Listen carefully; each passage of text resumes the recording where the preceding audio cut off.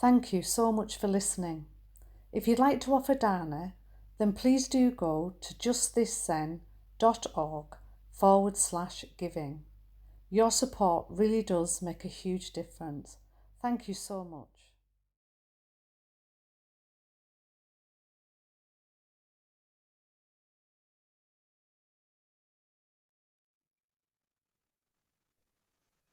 Thank you. Thank you for that introduction, Duncan.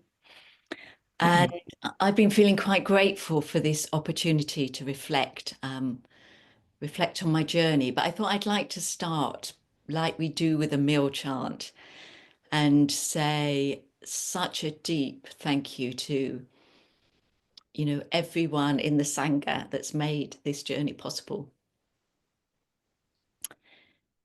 Because it feels like there's been so many supports and influences along the way.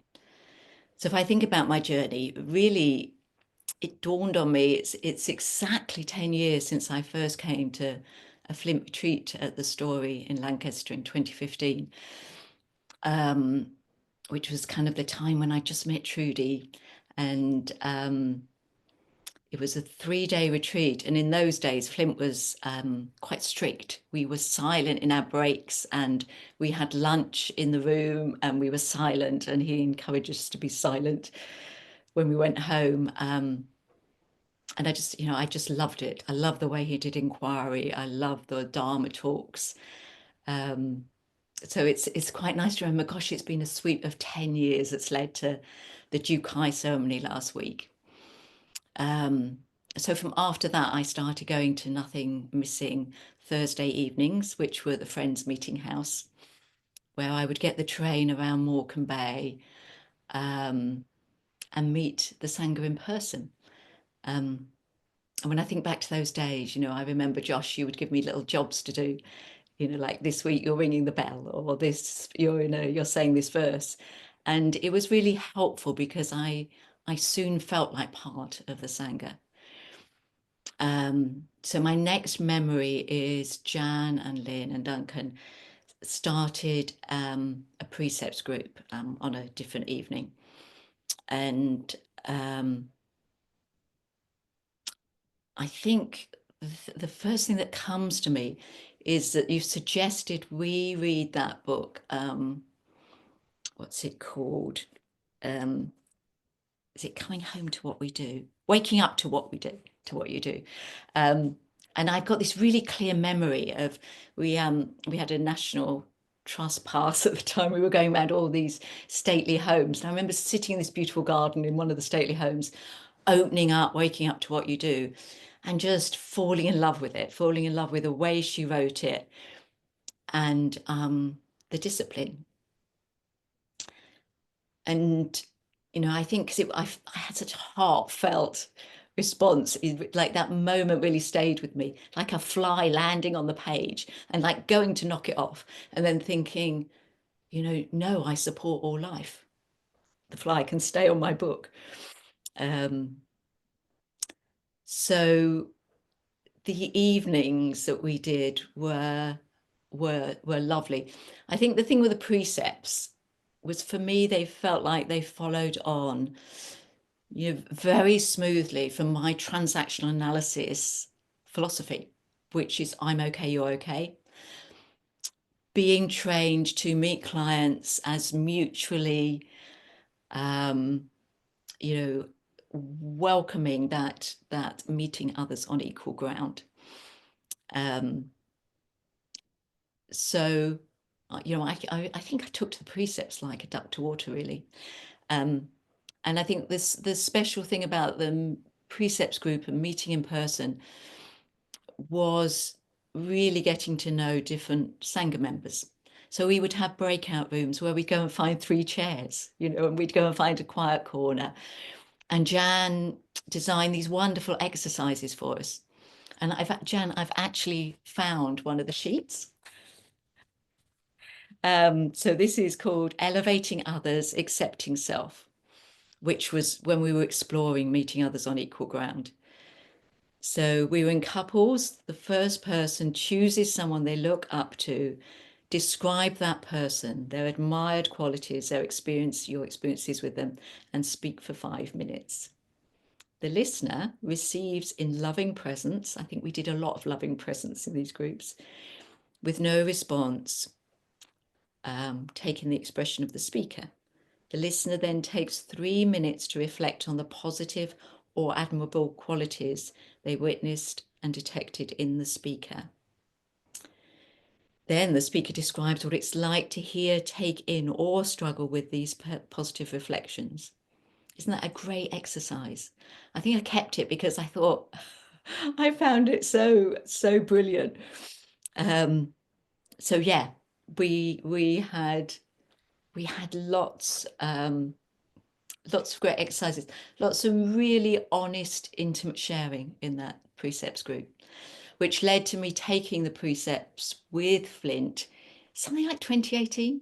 I can't remember which year. I don't remember us talking about moving on to sewing Rakusus at that point. And then, of course, somewhere around 2020, it was a lockdown. And I think I was less active in the Sangha. I think like I was working online and I couldn't cope with doing anything else on Zoom. So I think I sort of took a step back during that time. And I think, but I would always, as soon as we could meet in person again, I was doing the retreats. And I think something that was important for me was a monthly practice discussion that I've done with Josh for quite a long time now, where I got to speak about my practice. Josh has been great at recommending books. And I think, as we all know, Josh has just embodied Zen in the way that he is, as does Trudy too. So that feels really important part of this journey. Those one-to-one meetings alongside slowly coming back to Sangha meetings. So at some point I got introduced to the idea of sewing a rakusu. And, my first feeling was, no, no, I don't like sewing. I come from a family of, my mother was a real seamstress and a perfectionist. And if I took any sewing to her, she was like, undo it all and begin again. So I remember hating sewing. And so apart from sewing on buttons and darning holes, I haven't done much sewing. But I think I slowly tuned into this, there's so much more meaning sewn in. There's that this is part of the practice that I have come to love. And I think the thing that really kind of convinced me was listening to people sewing their rakusu, and then the Jukai ceremony in Lancaster last year, where I really got the importance and just thought, just do it, just jump in and just do it. I remember speaking to Julia, who I think, as some of you will know, knits the most magnificent jumpers. And I said to her, if I sew a rakusu, will you help me? And she enthusiastically agreed. And actually, I didn't need your support, Julia, but it was so great to know there were people that would help. So something I think was often talked about with sewing a rakusu is, it will bring up all your issues. And something I learned to identify when I was in therapy was what we call a try-hard driver. And I remember, like a clear childhood memory was a friend in primary school where she had a bicycle and I had a scooter. And on a weekend, she would love to cycle along the prom and I would be pedaling like mad behind her, never catching up, and that just sort of really speaks to that place in me where other people seem to find it easy. And for me, it seems to be such a struggle. And I think the place where I remember an enormous struggle, but also learning to do it differently, was my psychotherapy exam, where I would get terribly stuck, and then I would take it to supervision, or then I would meet with, the exam group. And I kind of learned that with a lot of support, I could do things. I could get through. I could get through rather than these really challenging, stuck places. So I think I was aware of that potential with the Rakusu. So anyway, I signed up, and then I don't know what it was, a month or so later, I think I collected, my Rakusu package from Trudy and Josh's. And, I really want to acknowledge, I think it's Lynn, Trudy, and Jan, who put together these wonderful packages. They've got so much care in them. I remember opening it like a Christmas present, where these lovely pieces, lining out these lovely pieces of cut material. Lynn made these miniature models of how you sew the pieces of the face together and the frame. So I had it all laid out, and then we got lists of instructions of what we needed to get hold of. So I remember finding a sewing shop in Penrith, actually, and I discovered that these shops are kind of like a dying breed. So there's a list of all the possible colours you can use that complement the blue of the Rakusu for your silk thread. And the poor man there said, when I was asking him, he said, I used to have every single colour of silk thread, but they're not used these days, so I couldn't afford to stock them. So I got the silk thread online and bought my needles and thread and all those kind of things at this shop. So that, that in itself was like a good sort of little ritual, collecting together everything. And then kind of that familiar feeling of out of my depth. And then I think the next thing was joining the first Sunday evening class. So John Miller, that I'm sure many of you've heard of, offered a Sunday evening class to support and accompany us with our Rakusus. So I went along to this class with my thread and my needles and what have you. And he showed us how to do the Namukie Butsu stitch. And, there's lots of things about the Rakusu that I found, not, not intuitive. So like the stitch that you're sewing forward, but it leans backwards. And my brain really had trouble with it. And I seem to remember at the end of our time together, when John just checked in, I said, I am left-handed, John, and I think I've got to go away and practice on my own. And he said something quite wonderful, which is stay behind when other people have gone and we'll figure it out together. And that was incredibly useful, because I think I would have gone and just got into that struggle place with my stitch. Whereas John is one of life's wonderfully patient people who you meet a lot of in the Zen world, who I discovered will, go at whatever speed with a lot of care and detail with all of his instructions. So that set me off on a good footing. That I got the hang of the stitch with him. And even though there was time sewing my Rakusu where my brain just seemed to forget how to do the stitch, and I'd have to go and get my practice stitches out again and think, oh, no, it goes that way, it goes that way. So I religiously did the Sunday evening classes. I would kind of cancel everything, because that was like, one step at a time. So I think I figured out with the Rakusu, don't try and understand it, Sally. just do the next step. John does these incredibly conscientiously detailed videos that I found, if I followed them, stopped, rewind, and follow it, are so helpful. Because also he would send instructions that I would print off and I couldn't make head or tail of them.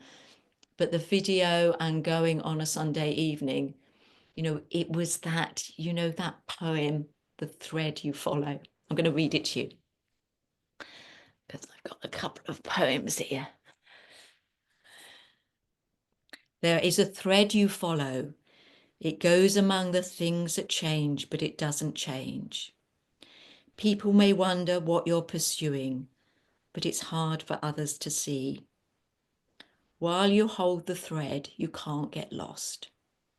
Tragedies happen, people get hurt or die. You suffer and get old. Nothing you do can stop time unfolding. Never let go of the thread. I remember Flint reading that to us, and it wasn't about a Rakusu. I don't think it was about practice. And yet it so speaks to practice and sewing a Rakusu. So one step at a time was useful. Another thing that I did, because I think I did my panel. So, just sewing those first two bits of material together is, like I was saying, counterintuitive, because it's like, oh, I didn't think you sewed them together like that. But obviously, I thought it needed to be that way, but obviously this way. So once I'd sewn the face, I think I put it aside, and at the beginning, someone said it takes 40 hours to sew a Rakusu. So I thought, oh, piece of cake, 40 hours. It's a week. Whereas I'm glad I just did it slowly, bit by bit. So I think I put it aside, and then I thought, no, I'm losing touch with it. So something a colleague said when I was writing my exam was, you need to bond with your exam. You need to get it out and just touch it, speak to it. So I set up a corner, with my candle and my incense, where I laid everything out with my Rakusu. So over there, the table.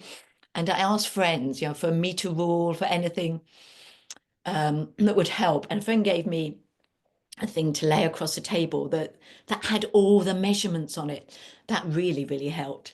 Someone gave me a magnifying glass that lights up. That was brilliant. If anyone wants to borrow it, because I'm not very good at near sight. So it felt like things arrived to support me. Like there was definitely a sense of a blessing in this whole process.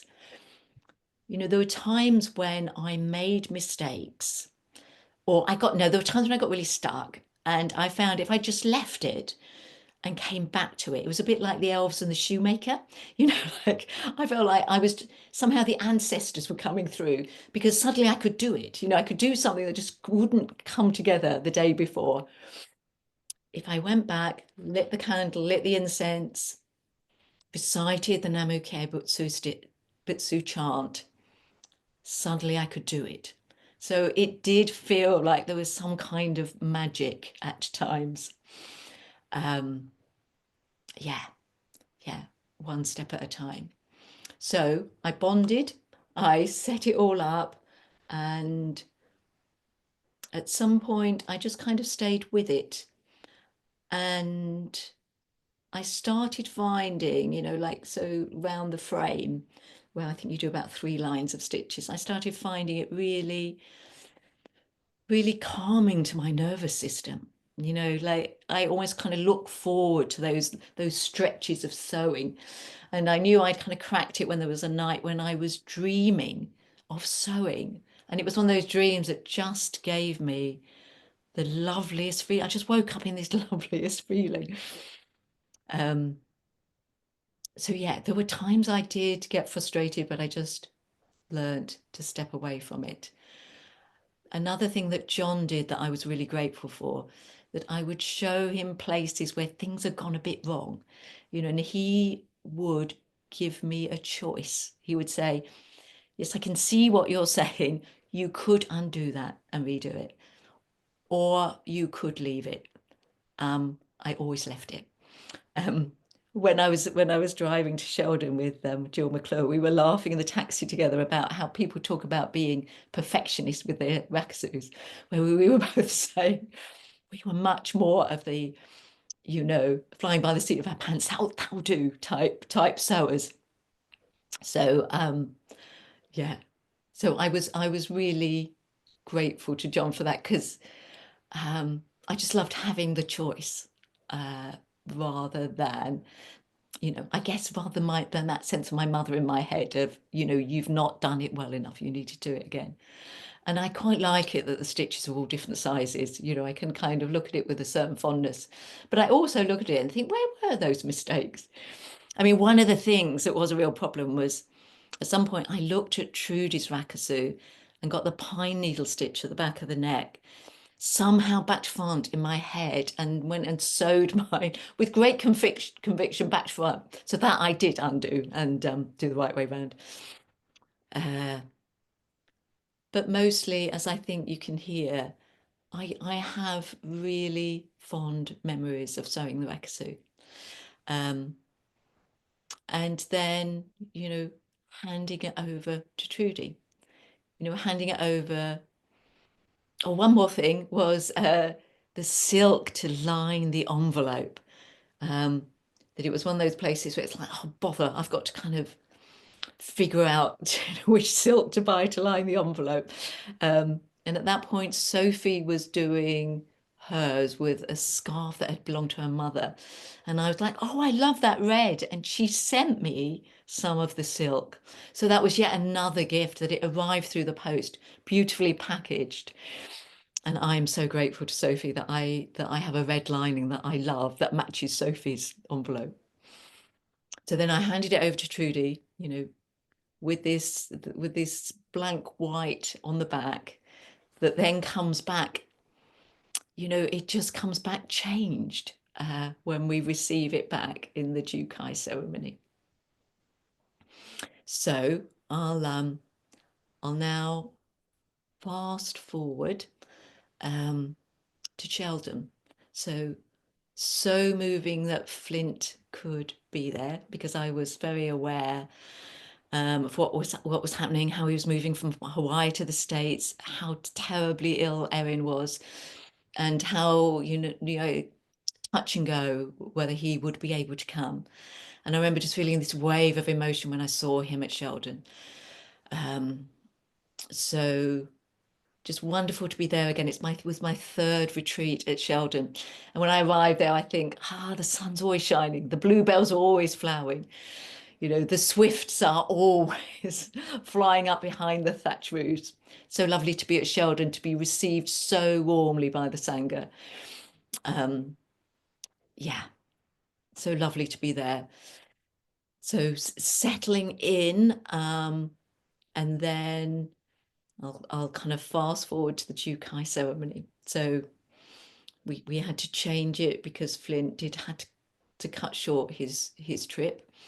And when I first heard that, I thought, but he made sure he was going to do the ceremony. And Jodie, who was our kitchen tenzo, took over my soup cooking that I was doing on the Tuesday. She very confidently told me, don't worry about that. You're doing your ceremony. I'll do that for you.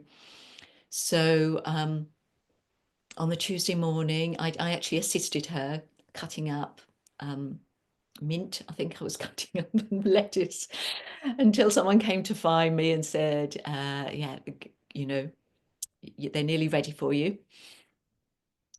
So I went up, and there were seven of us quietly waiting on the sofa outside the Zendo. And when I think back, we were kind of like excited puppies. There was this real warm bonding between us and excitement.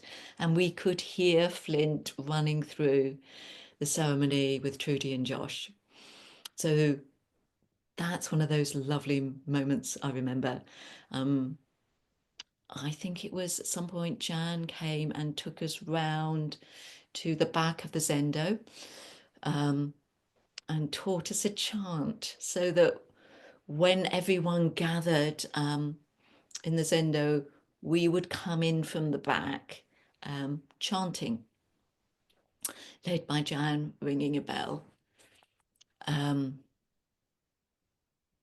It was a very special, very lovely occasion. I jotted down a sentence that Trudy said. She said, something shifts when we enter fully into this ceremony.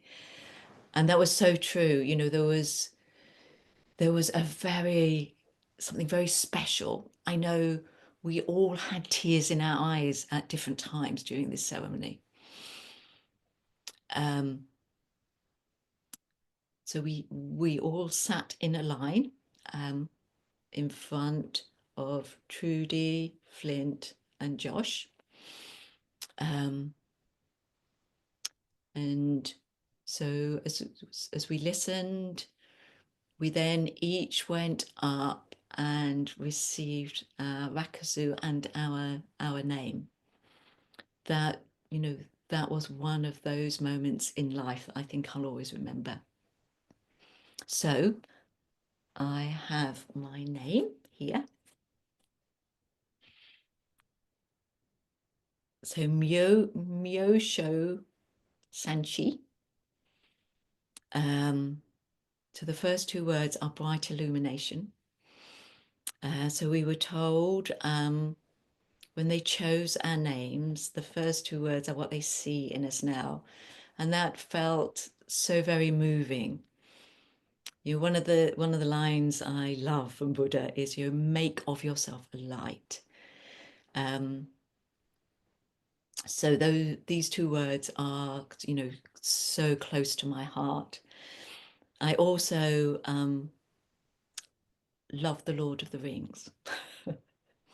And you know, there's a light of Arundel. I don't know if anybody else is a Lord of the Rings fan. But like Galadriel gives to Frodo when he's kind of going to go on the darkest bit of his journey, a light. So in my mind, I have so many connections to light and illumination. So I felt very moved by that. And yeah. And the second two words are mountain wisdom. Part of me smiled because in my bedroom, I have this mountain of Zen books that I haven't quite got managed to get a bookcase. So they are in a hickledy-pickledy mountain against the wall. And I often think, when I retire, I've read about half of them. I'm going to read them all again. And I am going to imbibe the wisdom of my mountain of Zen books. And I also, you know, I love all those Dogen quotes, you know, things like, what is it? Sit zazen with a mountain until only the mountain remains. So I feel very, you know, very blessed and very at home with my name. So I'm going to show you the back of my Rakusu because I love it.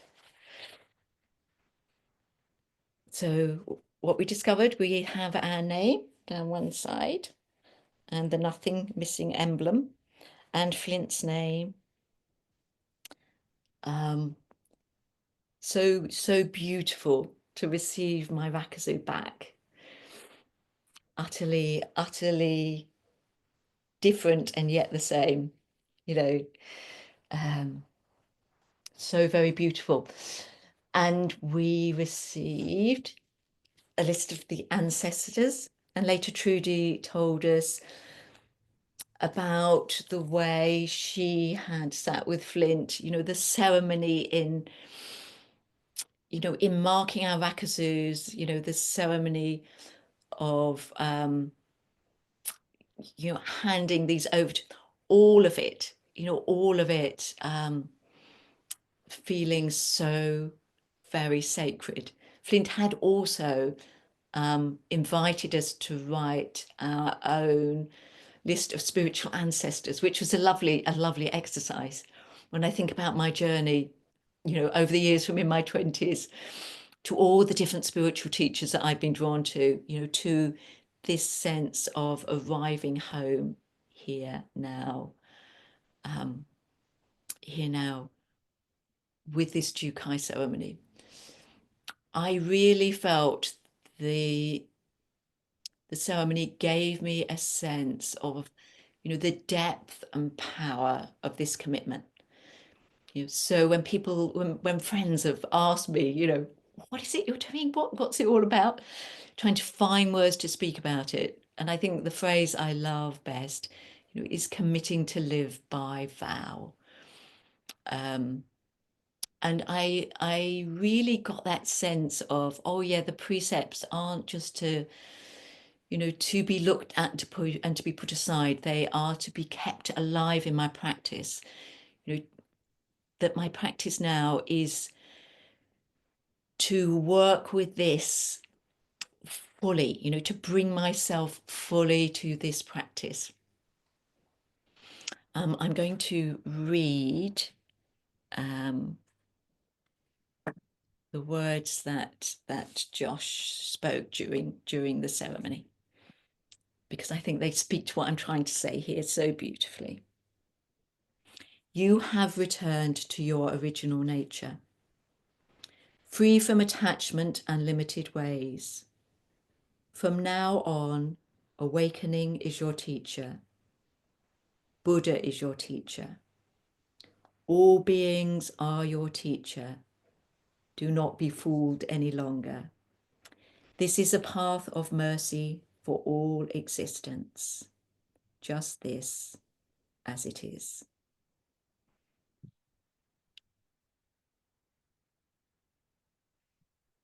So one last word, which is, if I just come back to Tolkien, there's a lovely bit in The Hobbit, well, not a lovely bit, but a bit that always spoke to me because I love metaphor, where Bilbo and the dwarves are trying to cross Mirkwood, which to me is the forest of delusion. And if they follow the elven path, they will get through. They continually go off the elven path and go back into delusion and walking in circles, get caught up in spiders' webs and all that kind of thing.